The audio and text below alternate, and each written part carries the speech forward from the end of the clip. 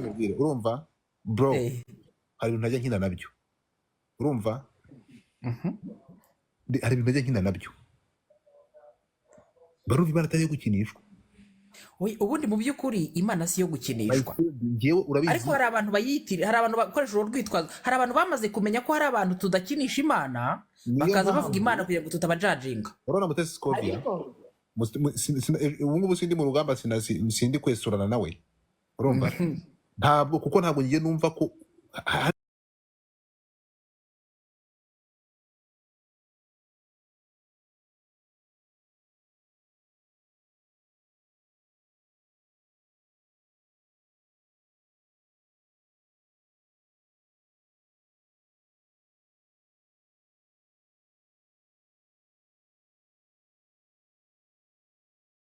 ukicwa sibyo. Imana igwaye ubuhanuzi iguha n'uburyo bwo guhanuramo ubwo buhanuzi, kuko ubuhanuzi akenshi bukura imitima y'abantu. Abami bicaga abahanuzi.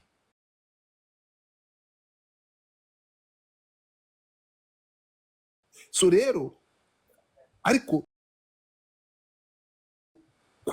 ku rundi ruhande tuzi gusubira inyuma, sosiyete muri iyi minsi no guhanurira sosiyete y'iminsi ntibishobotse, biragoye cyane. Niba ari abantu bafite akazi kenshi, ijambo ry'Imana naho irondo ryamaze kwivanga n'ibisambo. ijambo ry'Imana nabo bamaze kwivanga, harimo abazima n'abatari bazima. Godfather, listen to me. Ibintu biroroshye cyane. Ijambo ry'Imana riravuga ngo muzabamenyera ku mbuto zabo, sibyo? Niba umuntu kibazo tugira, reka nzumubwire Juliet, reka nzumubwire ikintu kimwe shiri ntaho nguce mu ijambo. Nkakubwiza ukuri. Ukarangiza. Kandangize ntago ntinda humura ntago bitinda. Nakubonye kuri Twitter ntitugukira.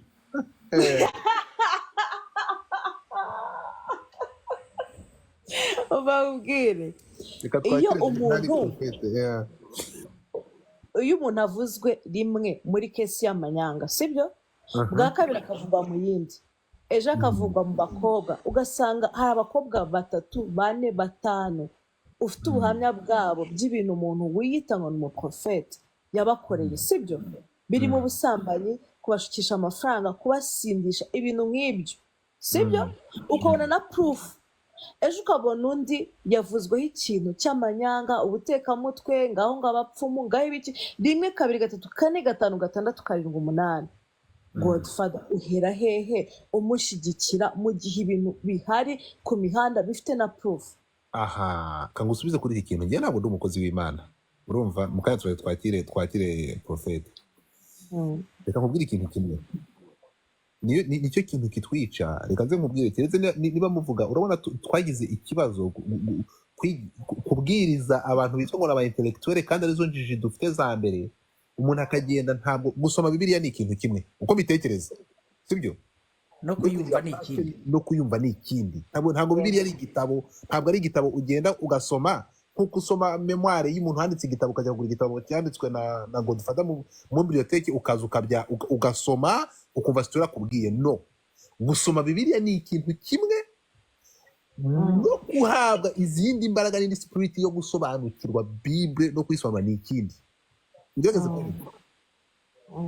Wowe uraza ugasoma ngo muri Matayo 15 biranditse ngo, ariko se Godfather, ubundi koko none se tutabeshye, ubu koko ubu ngubu Yongwe koko yandusha kumva neza Bibiliya, tutabeshye mujye mumbara mu bwizo. Ugende gatoya uretse aho ngaho nicyo kibazo, aha ngaha nicyo kibazo rero. Ariyo mpamvu baravuga urukumva ngo iby'Imana bigomba kwitonderwa, niko babivuga. Ngiye kukwereka urugero, ngiye ntabwo njye nemera ibitangaza. Imana byarinjiwe. Uretse gato kuba byarinjiwe rero, tugomba yaba abakozi Imana bagomba kwitonda, ariko natwe simple individu tugomba kwitonda. Ndakubwira impamvu. Mu kwitonda tugomba kwitonda ni ukuye. Hari ukwitonda ngo utayobwa nabo bakobanyi bitira ijambo ry'Imana, ariko hari no kwitonda kugira ngo udacumura. Yego. Ujajinga abakozi b'Imana. Nibyo. Sizo kubyumvikana. Ibi bintu siko yakoze ejo bundi namaganye kagenda hariya byari bikwiye kuko yararengereye. Sizo kubyumvikana. Ntabwo rugage mugize umukozi w'Imana, ariko ntabwo habaye mu gushoza, habaye kwibasira injira muri deep. Ugaruke gato yakora iki kintu rero. twemere ko abana abakozi b'Imana ba nyabo, yes or no? Ariko kuki ntabyo tuzi nimba ari abanyabo cyangwa atari abanyabo. Harimo abanyabo ariko siko bose ari abanyabo. hanyuma uzabwirwa n'iko abanyabo n'abatari abanyabo. Andi Bible bivuga uzabonera ku mbuto No. zabo. Ndakubaza. ari ikintu nshaka kubabwira mwe Uretse gatoya nawe. nabumvise Uretse gato. gatfa mu mwanya muto mbanze nkubwira akantu sibyo Urabizi ko najya mbikoze. kinwa Uretse gato. Second, ihangane gato ugigira kwihangana. Aho uziye uvuye muri gahunda zawe uraza ukatunigana ijambo tutarakira n'umukozi w'Imana. Kangaruke gato kuri akantu subize Juliet, twakira umukozi w'Imana uraza gufata umwanya duhereze point yawe. Juliet, uti ni wabonera umuntu ku kintu kimwe cya kabiri cya gatatu, ubwo ngubwo uhita umufata ukamukrasa. One of them. I'm sorry, désolé. Nitwa Godfather, turakwakiriye uraho.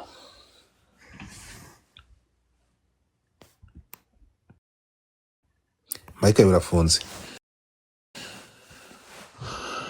Amakuru mumeze mute?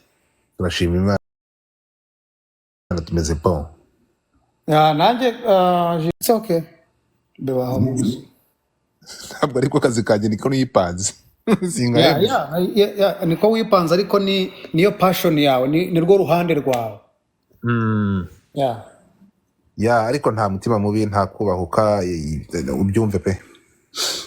Okay. Namakuru yanyu. Ni sawa? Jistera kumbwiye aransobanura ko urumva sinarinzi Twitter ngewe ntabwo sinayikoresha. Yego.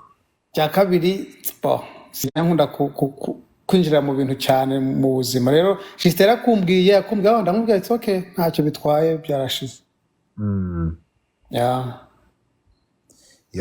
Naye nguko ngayo nguko. Hari simeze mute. Numvaga muri kuvuga iby'abakozi b'Imana naje muri kuvuga iby'abantu bakunda muri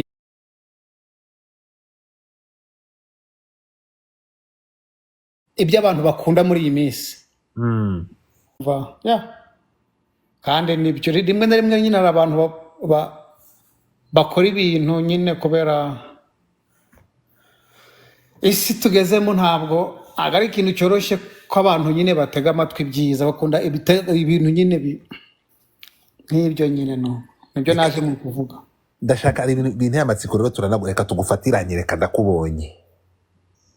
Izi promotion aya matayito cyo kuvuga ngo bishop, urukumva, apotre, prophète, pasteur, mumaze mutubwira aya magrade yanyu, mubona promotion imute, muzihabwa nande, urukumva, mugendera kuki, mupumura promotion mu gihe kingana iki, mufite imyaka bagenderaho, mufite amasomo muyifatira, mumbwire kuko biramvanga.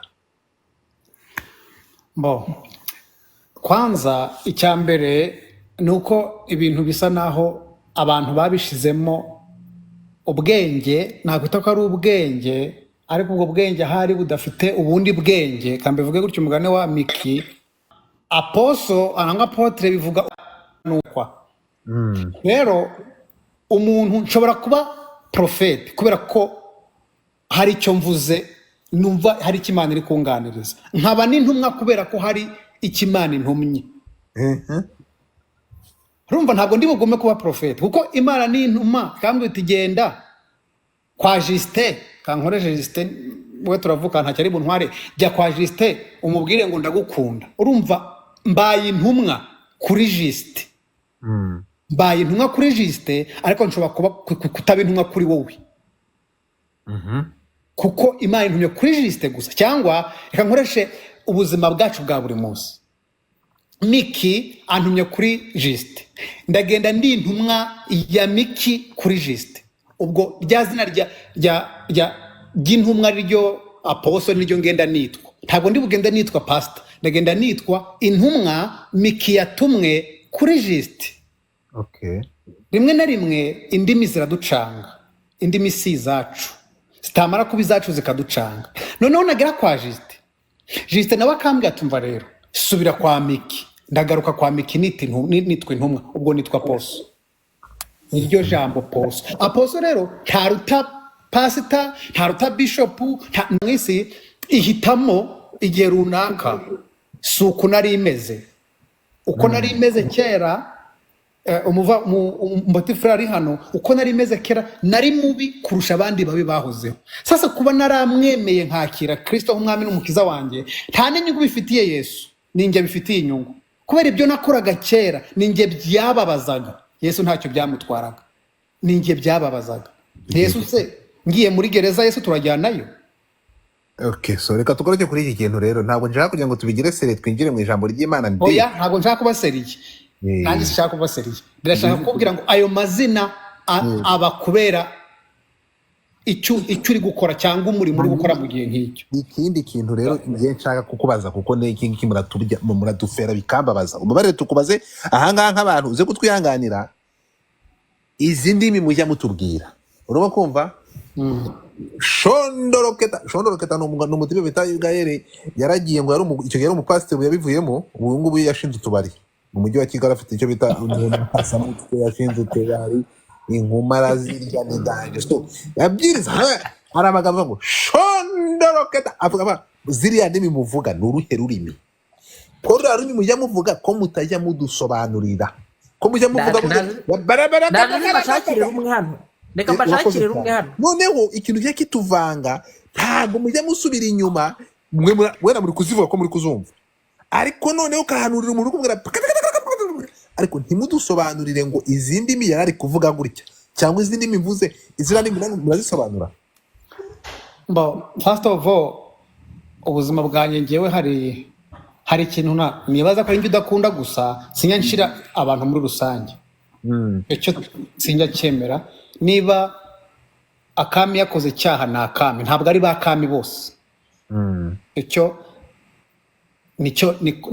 niyo principle yanjye sinjya mpagarara ngo mvuge ngo banone babi aba ni babi no mvuga umuntu uriya ni mubi yakoze iki nkawe rero izo ndimi abenshi no kudasoma Bibiliya iravuga ntabwo ndi bube serious cyane ariko ndasonda avuga Bibiliya icyo nizera ngewe Bibiliya avuga ngo hari indimi zitamenyekana izo zitamenyekana biravuga ngo namayoberane ngo izo ndimi z'amayoberane ngo ntukazivuge uri kumwe n'abatari buzumve cyo ni cyane icya kabiri ngo ntukazivuge hatari uzisobanura kubera mu gihe cy'intumwa zo indimi zavugaga icyo gihe hari n'abimana yahaye impano yo kuzisobanura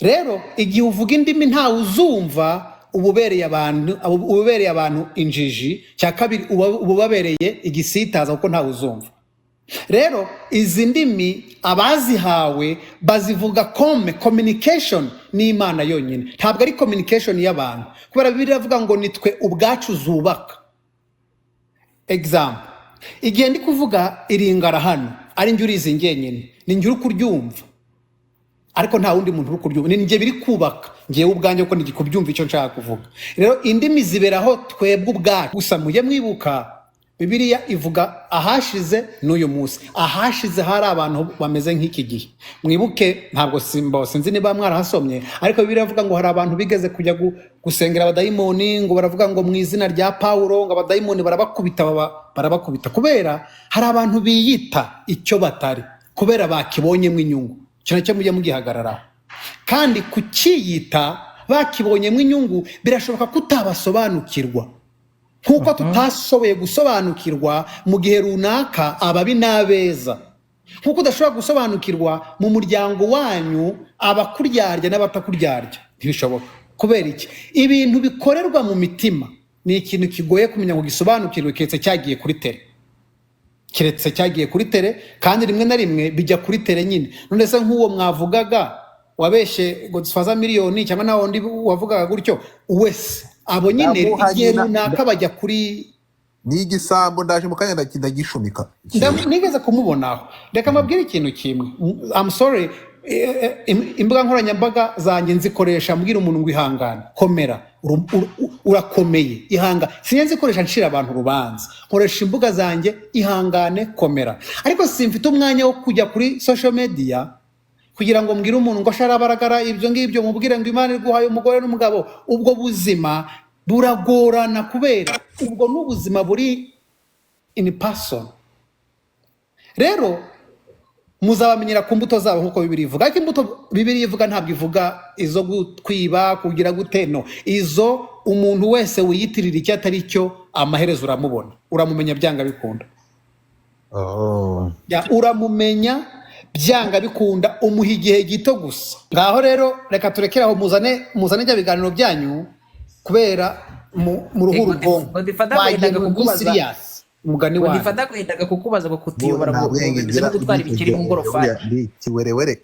Reka tugareke kuri aba untuza hano, urabona nkahe hepfo.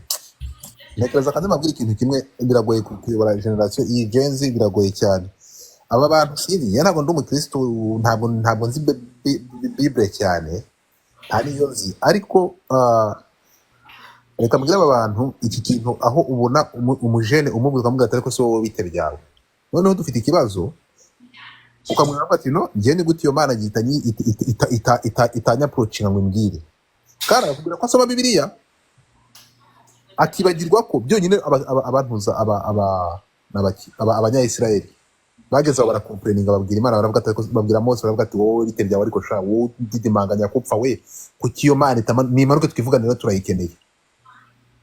Ararakara aragenda arababwira ati bana ngwino uvugane nabo ngo barakwishakira, barambiye baragushaka. Aramubwira ati mpuje n'abamaso bapfa ntago bambona, sinzi ntabwo nzi ukuntu byanditswe bikurikirana. So ako se uwo ninde ufite urusakura. So ibyo ngibyo bakimara kubivuga, Imana irababwira ngo iramubwira ngo bahuye, abanyesirayeli bararakaye barigumuye. Arangije aramubwira ati mvuganye nabo cyangwa bambonye bapfa, turi kumwe. Ibyo bivuyeho intego ntekereza, iyo muvuze hano ngo murashaka kwivugana n'Imana musoma Bible, eske mujya musoma igice kimwe cyangwa mujya musoma izo story zose? So pastor, tubwire abantu aya masaha babigenderamo gutya, ariko ugiye kureba nk'urubyiruko muri iyi minsi nibyo bari gukora, ariko ibyo ngibyo byose babikora, tugendere babikora ku leaders bacu. Iri jambo kuva Perezida Kagame yavuga ko yapinga pasi akavuga ati ni gute iyo Mana itayigiyeho kubera ko itaza kundeba ngo nyivugishirize mwe bikabantumaho. Uyu munsi urubyiruko rwose n'abantu bose navuga ati wewe waca bariza mwe abapasiteri mwe, ni gute twebwe ko Imana itaza kutwibwirira kuki ndo nubwo bari kubyandika hano, kubera ko Imana ibanyuraho kuki itaza kunyirebera njye ku giti cyanjye. Ibi bintu nk'umukozi w'Imana wabivugaho, ariko ubite kuri urubyiruko cyangwa ku bantu rusange bumva ko nabo basomye Bibiliya, Imana kuki itaza kubirebera. Ijambo ngaho tubwire kuri iki kintu. Godfather, first of all reka mvuge ngo akantu gato nshaka kumentioningaho. Ubuzima abazungu batuzaniye ubutumwa bubi. Gute? Batuzaniye ubutumwa, ntabwo batuzaniye ubutumwa bwasaga naho buri spiritual, buri mu buryo bw'imitekerereze. Batuzaniye ubutumwa busa naho bufashe ku mubiri, ku bwoba. Noneho ubwo umubiri wacu utinya Imana aho gukunda Imana. Ke batuzaniye ubutumwa batubwira ko nukora icyaha uzarimbuka. Noneho ntitwakunda Imana kubera yo yaturemye, ahubwo dutinya Imana kubera ko izaturimbura. Noneho ijuru riratinda, ijuru ritinze, imperuka itinze, abantu ubuzima bwabo cya kindi batinyaga baragitinyuka. Sinzi niba ukumva sanse nshaka kuvugamo. Iyo umuntu yagutinyaga, iyo umwihaye cyane arakumenyera. Yamaze kukumenyera, ka gaciro yaguhaga arakakwambura. Noneho twebwe aho kubwirwa ubuzima bw'Imana idukunda, twabwiwe ubuzima bw'Imana dutinya kwizadukorera ikibi kubera twakoze ikibi. Kandi kino kibi si twe twari twakizanye, cyazanwe n'umuntu witwa Adamu tutanazi twebwe. Ibyo ngibyo uvuze ni ukuri, kuko no muri buzima tubamo bwa buri munsi niko bigera. Niyo mpamvu n'abasitari bagenda ijoro nk'inyamaswa. Yes, icya kabiri demo babasuzugura. Yes, icya kabiri ntabwo batweretse Imana ukeneye kugira ubusabane nayo. Impamvu umuntu ashobora kuvugana n'Imana, ibi ndabivuga kubera iki? Ndabivuga ko ntabwo navutse nzi ngo Imana iravuga. navutse nk'abandi bana aha mfiteho umuvandimwe ariko aranzi nari mubi nyuma y'abandi bantu babi munyamahane umuntu ukunda mubi nyuma y'abandi babi nza kurwara umutwe ndi kumwe n'uwo murumuna wanjye ngwara umutwe buri kwezi najyaga muri koma buri kwezi ndamugara mba pararize uruhande rw'ibumoso nk'aba pararize mu isaha imwe indi saha nkaba nabaye neza yari hari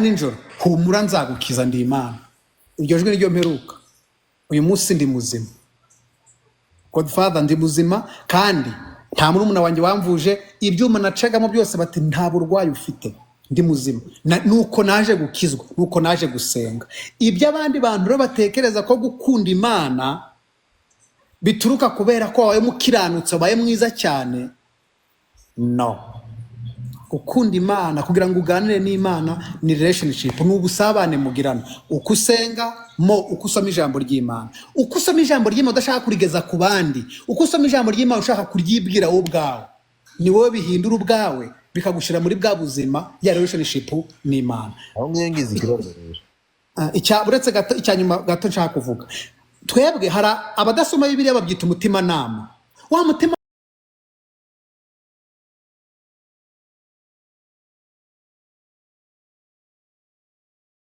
nama urakoze so narifite akabazo Prophet ikibazo okay aho kano kasobanutse Gwadi Cedric allez-y ndaza nyuma mbanje kuyakuza Prophet muri karafashijwe amin turi kwisabato ni gute muri ibi yabatubwira ngo ubutegetsi cyangwa ubuyobozi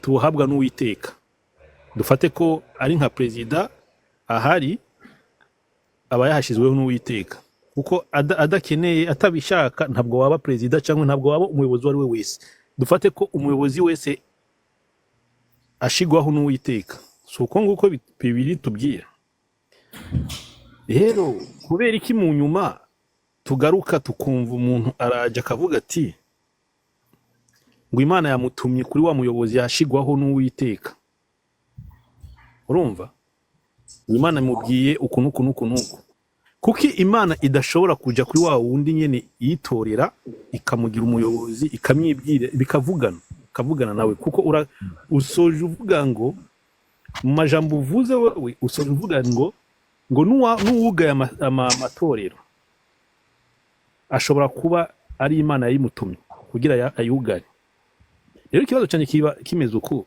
kuki Imana yo bibwira abantu bamwe ica ku bantu bamwe ntice no ku bandi ntumva ko hariho akarengane ntabwo mujya musoma Bibiliya ntabwo Imana ica ku muntu umwe inshuti zanjye nicyo nasobanuye mbere abarokore abatari abarokore umutima nama n'umutima rero nyakubahwa ndabasabye ntimurekodinge ino video simba nshaka ibintu byinshi reka ngusabe rero ntabwo bishoboka ahangaha ahantu ndi barahabyagiye ama YouTube biraza kubisanga kuri YouTube rero nta kintu zo kubikoraho okay reka nsubire inyuma gatoya hari ubuzima niba umuntu Imana yaramuhaye kuyobora hari n'abamwanga bantu bamwanga rero bakoresha ko ari Imana yabatumye kubera kambabwira ikintu kimwe twebwe cyane abanyafrika bene wacu abanyafrika dufite ikintu kimwe cyonyine imyumvire y'ubujiji nanjye ndi muri abo ntawe ntutse ariko dufite imyumvire y'ubujiji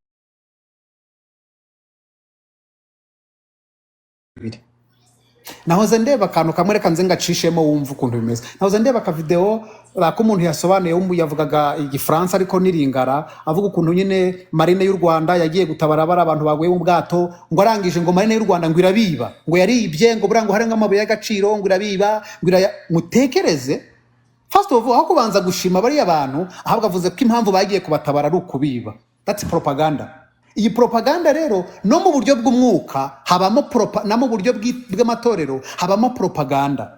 Umuntu yakwanga Godfather akaza avuga ngo Imana yantumye, kubera navuga ngo Imana yamutumye abantu barabitinya, ntawe uri bumuhakanye. Akazavuga ati Imana yantumye igukuye ku buyobozi, igushizeho uyu nguyu, ubwo buzima, kubera ntawe ubuze kumuhakanya, ntawe uze kumubwira ngo genda, akabyihishiramo ariko yihishiye mu rwango akwanga. Ibyo birashoboka cyane. Icyanyuma, nta muntu Imana itavugisha, nta numwe. Twese ratuvugisha, niyo mpamvu yaduhaye umutima nama utuyobora mu byo dukora. Nashoje Cedric. Okay. Ngerekanze ikintu nariye kuvuga ni iki Cedric? Yes bro. Wowe ujisoma Bibiliya? Ndayisoma. Yega nashobora kubaza ikibazo mbaza ku bandi. Okay. Yega profeta aranzi mu bisanzwe. Ndayemera kuko ndayemera ijana ku ijana. Ntakuye ko n'akandi kantu. Yewe iyi Bibiliya rero ntabwo nyemera, hari ibyo nemera n'ibyo ntemera. Birumvikana pe, ndagutahura. Kwitegereza kuko niba dukurikirana, sibyo? Iyi Bibiliya abazungu bayitwandikiye mu nyungu zabo. Kuko nagusaba kubwira ukuntu abatipe baje bakaduha Bibiliya bakatubwira ngo tega umusaya ngo ukubita urushyi utega undi rukara rwa bishingwe, yaza umuzungu yamuniga we yamwica bakajya kumuhigisha undi nabo bakamwica. Niba ari uko byari bimeze mani, hari ukuntu baje badufata nk'ibigoryi bagakabya mani. None se wasobanurira gute ukuntu abasenzi bazaga bagafata ngo bakabagira abacakara, bakambika iminyururu, bakajya kubagira abacakari wabo, bakaza bakadukoresha imirimo y'agahato, bakadukubita ikiboko, bakaduhingisha shiku. Urumva kumva?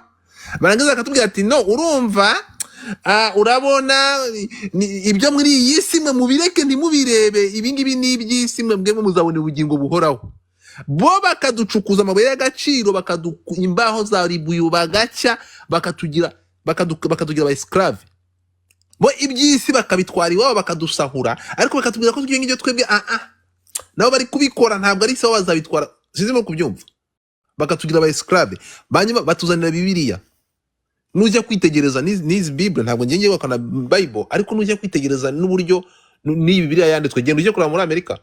Muri Amerika bari bamaze kujya kuri level bakoze Bible y'abacakara, y'aba esclave, abirabura, babakorera Bibiliya yabo, nubwo itasakaye cyane n'igihe cyo guca ubukorone bakayica, ariko babakoreye Bible kugeraho muri bo bagomba acceptinga ko abirabura bo baremewe ni ikiremwa cyaremwe kuba abacakara, bagomba kubyakira bakanabyishimira, bakumva ko ari bwo buzima bwabo, babashyiriho Bible. So wajya kureba, tujye muri Bibiliya, twemera iyi Bibiliya, tujye mu isezerano rya kera. Igiye kureba mu isezerano rya kera ryo risa nkaho rifite balance tukuntu.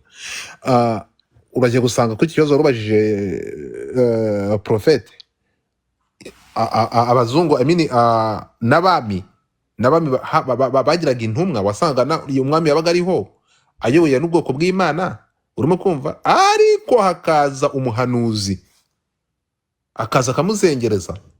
Twarabibonye Dawidi yatumweho umuhanuzi, ba Salomo bose nta mwami wabayeho bafite abahanuzi baza kubahanurira. Ariyo mpamvu ngiyewe uko byagenda kose, I don't believe to these people cyangwa iyi genzi bo bavuga ko we cannot ngo twemere ko Imana ishobora kuza ikaza akaba ingeza kwa approachinga. No, I believe in those people. Abangaba abakozi b'Imana, urimo kumva, abakozi b'Imana agenda belivinga muri bo, ndabemera ko babaho kandi bakora.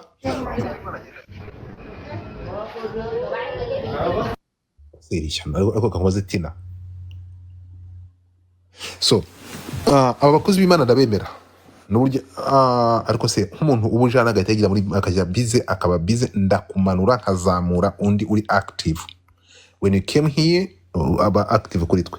So aba bakozi b'Imana umunsi ntekereza ko tuzaba turi kujya mu kaga, umunsi twizumva ko turabemera Imana ariko tugapinga abakozi b'Imana. It's our duty kumenya ngo ni ryari nzamenya ko uyu ari umukozi w'Imana, kuko muri Bibiliya biranditswe. Tugomba gushishoza tukamenya abakozi b'Imana ba nyabo n'abakobanyi cyangwa n'abitirira ijambo ry'Imana, kuko dufite ko muri sense turatekereza ibikorwa byabo. So uyu muntu nkuko uvuga ngo prophet uramukunda, ufite impamvu umukunda, ntabwo umukunda kubera amarangamutima. you take your time ushishoza umenya ibyo akora niba ari byo ahwitswa ari umukozi w'Imana bitewe n'amagambo muvamo cyangwa n'ibikorwa bye. Nkuko uvuga ngo yongwe, yes, hari impamvu yuko ubona yonguka bitewe n'ibikorwa bye n'uwo ari we n'amagambo amuvamo, ukavuga ati uyu nguyu ntabwo ari umukozi w'Imana. Tugere gatoya rero, ntabwo ngiye nigisha ijambo ry'Imana. Imana ibaho. If you believe in God, ukabyemera, ubaho. My friend, ikiremwa muntu kugira ngo kibeho nuko ugomba kufite ikintu wizera. Ibi ngibi bituma ubuzima bwawe bufunctiona. Abahinde bemera inka bakayisenga kandi kabakorera ibitangaza. Reka tubyemere uko. Niba turabemera Imana rero tukemera ko iyo Mana iriho, ugomba kubigira uburyo ubana nayo. Ngewe nemera ko abakozi b'Imana babaho, nkemera ko bashobora gukoreshwa, ariko nkemera ko hariho n'abashobora kuyitirira abakozi b'Imana. That's what I believe. So niba ufite ukuntu wemera Imana, ufite ukuntu ugomba kubana nayo. Urumva? Ufite ukuntu ugomba kubana nayo. Ariko niwigira mayi ukumva ko uzaho wowe wenyine uvuga ati Imana niza ikagusanga. Hari n'abakozi b'Imana, ari abakozi b'Imana basenga, ariko akadashobora kugira iyo grace cyangwa adafite iyo mpano kugira ngo Imana izigere muvugisha, akarinda runduka. Akaba ashobora kubwiriza neza ijambo ry'Imana, ariko adashobora kugira amahirwe ngo Imana izamuvugishe. Ndamufite, ndamuzi arasenga akiyiriza. Bro, yaririzaga akamara iminsi 7 akayikubita akayikunkumura. Iminsi 7 akayimara akayikunkumura. Ariko n'uyu munsi ni umusaza, amaze kuba umusaza. Niba ari ikintu yifuza ni ukugira ngo Imana izamuvugishe. Akora asengera abantu bigashyika, ariko ntabwo Imana iramuvugisha na rimwe cyangwa yumve message uvuye ku Mana imuzaho. Sinatse kubyumvikana. So abantu bagomba understanding ko Imana ibaho. Niba wemera ko Imana ibaho, hari n'abikoresha. Ntabwo Imana ikigenda ngo ize fwa. Ariko niba mutegereje ko Imana ngo mvuge ngo Imana ni nkendereza za kumvugisha, already ntabwo wemera ibyanditswe. Tugaruke ku kindi kiganiro, turaganira kuki Abanyarwandakazi tuve mu by'Imana. Iby'Imana nibyo kwitonderwa. nta n'impamvu n'imwe iriho yuko umuntu agomba gusenga Imana kugira ngo abandi babibone. Hari ubuzima dufite twebwe, cyane cyane abapasiteri n'abandi bavuga butumwa. Umuntu abuvuga butumwa kugira ngo abantu bamubone, bamukunde, babone ko ari wenyine ukuvugana. No, turiho nk'abandi bantu. Abandi bantu babaho. Niba ari ikigori ndiye ndakirya mu isoko, it's okay, ndi umuntu. Ibyo gutinywa, Prophet, ibyo byo gutinywa abantu nagwaye urugero rw'uko abantu bashaka kugira ngo bashyirewe igitinyiro, abantu babatinye. No muri bintu tubamo, especially bamaze kuba mu influencer, people baragenda bakiremereza. Bakagenda bakanabura, yagira ntavugane n'abantu. Urumva? Abantu ugashaka kugira ngo ushyire igitinyiro mu bantu kugira ngo ubashe kudomina, nuko ugomba kubashyiramo igitinyiro. Kubashyiramo igitinyiro nuko utagomba kubiha. Ntabwo ari uko bimeze. Siko byemera. Ntabwo ari byo. Godfather, reka nkubwire, ingiza n'amahirwe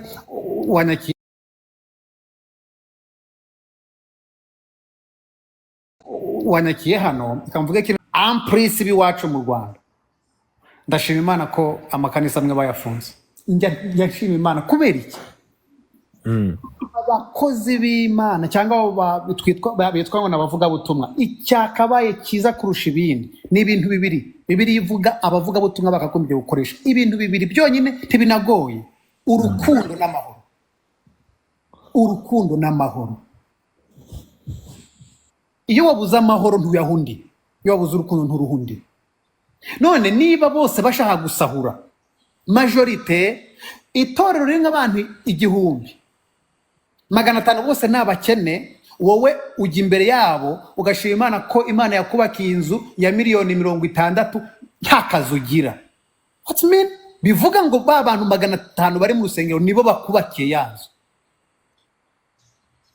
Ese koko mu by'ukuri uretse kuba dufite ikibazo cy'ubujiji rimwe na rimwe, Imana ishobora kukubakira ntikumanurira amabati, ntikubumbira amatafari. Ubu kujya imbere y'abantu ukabibwira abantu 500 babuze n'ibyo barya, ubutekereza ko bazakunda Imana yawe? Ubutekereza ko bazizera Imana usenga iyo ariyo? ndashaka mu nsengere nkeneye insengere nanjye wenda nazakira duhaye ubuhamya nanjye mfite Godfather ndashobora gusaba ijambo. yewe ndagize yambuga mwigeme yewe Ya ndabasuhuje mwese. ni gute none Ni sawa vraiment ndashima. Ndizeye ko namwe ari sawa. tumeze neza. Okay. Nari nshaka kubaza Prophet akabazo gatonya. Prophet aravuze yuko ngo abazungu aribo badukolonije ku vyerekeye ivyo vya Bible ibintu nk'ivyo. Iryo jambo maze kuryumva ahantu henshi cyane. None ni igiki twebwe abanyafrika twokora byingwe ni kubera iki twaramenye ko twakolonijwe tukagendera ku vyo abazungu baduhaye. None ni kubera iki twebwe abanyafrika ahubwo ari twe turiko turagwana hagati yacu ku vyerekeye amadini, ahubwo aho kugwanya vya bintu tuzi ko ari ububeshi batuzaniye reka mvuge mu buzima bwacu ari byo biri kubiratuma ahubwo Afrika yononekara. Ni kubera tutikosantra kuri birya bintu tuzi ko ari byo biri kubiraha ikibazo Afrika. Okay, Prophet. Niko mutegereye Genda gusubiza nk'umunyafrika nk'umupanafricanisme, reka Prophet agusubiza nk'umukozi w'Imana, ndagusubiza nk'umupanafricanisme. Yes, yewe ntabwo sinangiye wanavuze ko badukoneje kubera Bibiliya, ariko nabyo birashoboka. Rimwe na rimwe hari imenye bari bazi ko tazaramye no gusoma. Ariko umunsi abirabura bamaze kwiga uruheburayo, bamaze kwiga urugiriki, bamaze kwiga icyongereza, igifaransa, harimo n'abazi kilatini. Ikibazo nakwibaza rero, hari akantu turabura akantu kamwe konyine, kandi ntabwo nzi ngo kazavahe. Turabura akantu kamwe konyine ko guhindura imyumvire, kubera ijambo kwihana mu ruheburayo ntabwo bivuga kuvuga ibyaha. Tugiye no kubigeraho ibyo ngibyo uri kuvuga, tugiye kubigeraho tukabasha gusobanukirwa na Bibiliya bafite ubushobozi bwo kuyihindura. Ese byo wari ubizi ko banayihindura babishatse? Miki ndabyemera babihindura, ariko dukora iki? Nta kintu dukora. Niyo tugerageje kugira icyo dukora, bagenda bapikingamo abo bake bagiye bafite ubwenge bakabahindura ibigoryi. Niyo mpamvu tuzagira abayobozi bafite ubwenge bavuga bati bariya nta demokarasi. Tugira batangira gutera imbere babatume za otani. Gato nkubaze ikintu kimwe. Umugabo wese uhora ushinja undi mugabo ko yamubujije kubaka urugo rwe, ikibazo kiba gifite uwo mugabo, ntabwo kiba gifite uwo mugabo. Ariko uri kugereranya abagabo babiri. Gereranya generali uri gushinja private ko yamubujije kubaka urugo. Gereranya abagabo babiri, utagereranya abagabo babiri bangana. Birashoboka ko uyu munsi birashoboka ko abantu bari private batraininze abandi ba private bakaba generali. Birashoboka ko guhera uyu munsi bino turi kuvuga twabivuga ejo tukabivuga n'ejo bundi abana bacu bakazabivuga, abuzukuru bakazahindura Afrika yacu. Reka basobanurire tutegereje nk'abategereje Yesu rero. Si ngombwa ngo ibyo tuvuze bibe none aha ngaha, ntabwo ari ngombwa ko nabo ntabwo bakubatse. Erega uko dutera imbere niko n'ababandi nakwe ngo baturi imbere nk'imyaka 500. Reka nsubize uyu mukobwa ngiye ko mbyumva nuko nguko mwabagabo. Reka mbabwire ukuntu iki kintu ngiye ukuntu bitekereza. We still have a problem. Prophet bivuze neza none aha ngaha aravuze ngo umugabo uhora ushinja undi mugabo gusenya urugo rwe whatever n'ibindi nk'ibyo. Twemere ko abanyafrika turacyari inyuma, dufite ikibazo gikomeye. First of all turacyakolonijwe, kandi mu kintu cyadukolonije cya mbere n'iri dini niryo rya mbere ririmo. Ndakubwira impamvu. Harya nta bihugu byabonye independence mbere y'Ubuhinde byo muri Afrika. Hari n'ibitarakolonijwe aho. None Ubuhinde aya masaha ntabwo buri kuri big table. Byo byagenze gute ko bakolonije ngo twakolonijwe? Tuje muri bya bihugu byo muri Asia. Abazani izi Bibiliya se baduhaye barazibaye ntibazijugunye ntibazanze. Uretse gato ndashaka gutanga point yanjye. Aba batipe urimo kumva ngiye mbona dufite ikibazo. Dufite ikibazo bimwe tubwira dufite ubwenge buke birashoboka. Cyane. Ininiya cyane. turi biwerewere reka ngaruke kuri point yanjye nsubize uyu mugabo uyu mudamu rero Godfather, uretse gato Godfather, aya ndi ijana ku ijana ndi kumwe nawe, hari akantu tudafite. tugende gakeya ngiye kubahereza urugero kandi Godfather ndakundira umwirabura mutuma uwundi uravuze ngo ushaka umwirabure amutuma uwundi nyene. reka tuyamaze mbabaze reka mbaze wasobanurira gute kuri uyu mubumbe turiho sibyo tugendere kuriho ntabwo ngiye kuzana rasisme tugendere ku ruhu abarabu urimo kumva bakreye mu buryo bwabo bujyanye n'umuco wabo uburyo basenga mu Imana yabo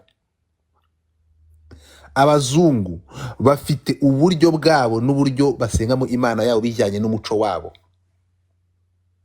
twari dufite uburyo bwacu dusenga mu Imana yacu n'imico yacu aba basenzi baraza bafata umuco wacu bawugira uwa gipagani n'imyemerere yacu n'uburyo twasengaga Imana yacu babigira ibyaha babigira ikibi babigira ibintu biri darkness sibyo aya maso y'umuntu ubwiye umuntu ngo ni umupfumu cyangwa uburyo asengamo twebwe uburyo twasengamo imyemerere twari dufite baraje barayitwambura baduha iyabo ubu turi kuvugana umunyafurika udafite imyemerere y'abarabu afite imyemerere y'abazungu iyacu barayitwambuye kuki hatabaho revolution ko Imana bemera tugende twemeranye turebe ikintu kimwe abarabu bemera Imana yo mu ijuru ari abazungu bemera siko bimeze natwe rero twemeraga ariko kugira ngo bibafitinge muri icyo kintu baragenda bagafata iyo Mana bakayihuza n'umuco wabo bikajyana n'iyo myemerere yabo abarabu bakagenda bakasenga muri Islam bihunye n'imyemerere yabo n'imico yabo n'imigenzo yabo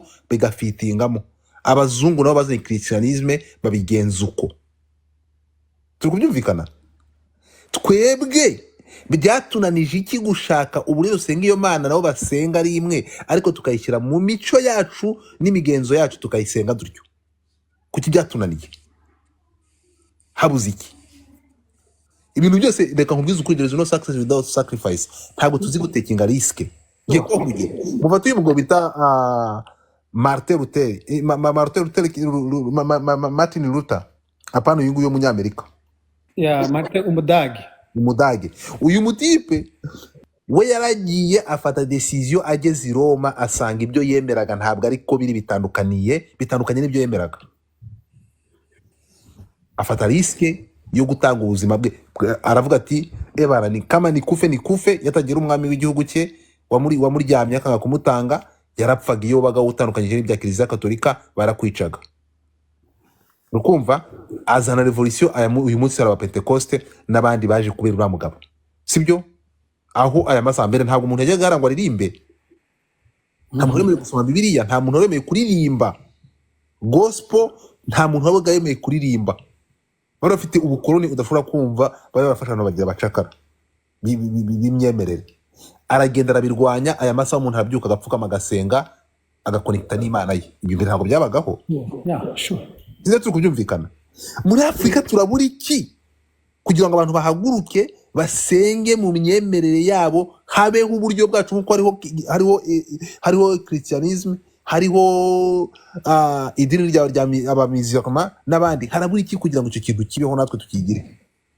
dusenge mu myemerere yacu dusenge Imana imwe nabo ariko tuyisenge mu buryo bwacu n'imyemerere yacu n'imigenzo yacu tubihuze tuyisenge habuze uwo muntu n'umwe hari umuntu wigeze kunsanga ndi kumva igishengo gushenga urabyumva Godfather gushenga ndi gushenga nyine ngewe kera nzi gushenga kubyina nyine haraza nga pastor uri gushenga tuziko ibyo ngibyo ari bibi ndamubaza ni iki cyantandukanye n'umuco wanjye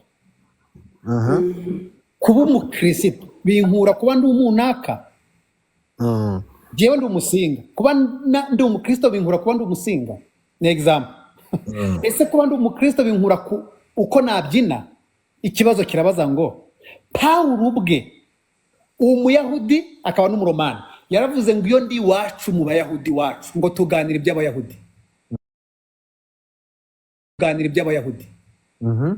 ko ndi mu mubiri twaragiraga harya akame mwashoraga twashoraga nubwo nibwo buzima bwacu ubu ni umuco wacu twajya muri Bibiliya hari ikibazo kiri aha ngaha ni kimwe kandi nanatuma Godfather kino kiganiro ninshaka nzasubiza abo twita nagize ikibazo gikomeye ndashaka kino kintu muzayikorere space uhura n'abantu benshi.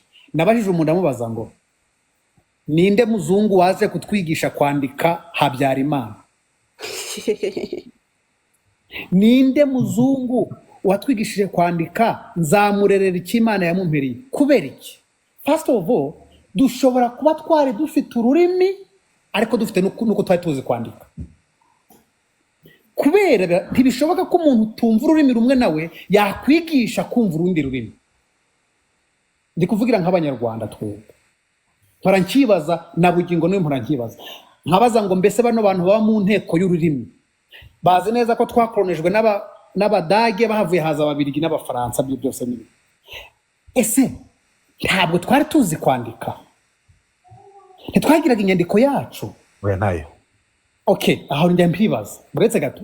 Ngahera kuri Ethiopia. Ethiopia ifite Bibiliya yanditswe mbere ya Yesu mu mwaka wa 4 mbere ya Yesu. Mbere yuko Yesu abaho. Barayifite na bugingo no. Bafite Bibiliya. Je nayibonyesheje n'amaso yanjye. Yesu? Yes, nayibonyesheje n'amaso yanjye. Jewe nayibonesheje n'amaso yanjye mu 2004 nari muri Ethiopia. Nyibonesha n'amaso yanjye y'Aborthodox yanditswe mbere ya Yesu yuko Yesu aza mu isi. None bayisenga Bibiliya itarimo Yesu irimo iki? Bibiliya irimo Joshua rega niryo Yesu. Yaje mbere gute se? Kandi bamwanditse ataraza. Icyo cyakuvuga nyumva hano. Ntabwo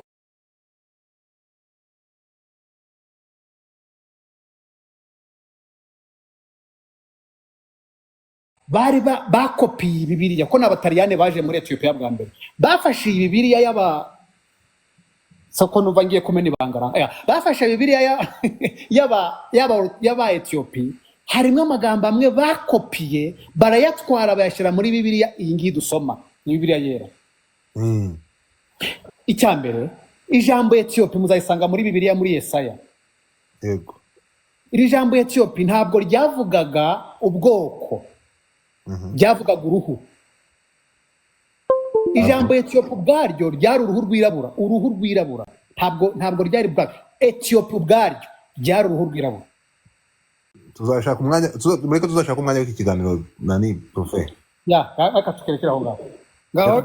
Tuzashaka umwanya w'iki kiganiro kirambuye. Urumva munadusobanurira ko mfite ibibazo byinshi nibaza abasenzi kubera iki ngo bazanye ngo inzandiko banditse bazikore kuki bazanye bakandikira abikorinto kuki batandikiye abanyacyangugu batandikiye abanyamasisi kuki batandikiye abanyamasisi bakandikira abanyekorinto abanyeroma twebwe badusigiye kuki batandikiye abanyabujumbura ngo bandikira bandikira abanyayuganda n'abandi abatipe n'abaferi baratwibye eriwe muri aho ariko gusa duhugutse twabikora. Afrika duhugutse twabikora kubera birashoboka ko kabiri guteranyaho kabiri byaba gatandatu. Buriya se ntibibe kane cyane birashoboka ko kabiri guteranyaho kabiri byaba gatandatu. Godfather ikindi gihe ninaramukanje muri live ndifuza ko antuka ubu turi mu vya Bible kandi vyiza ku mubiri paraporo y'ivyo dukoresha.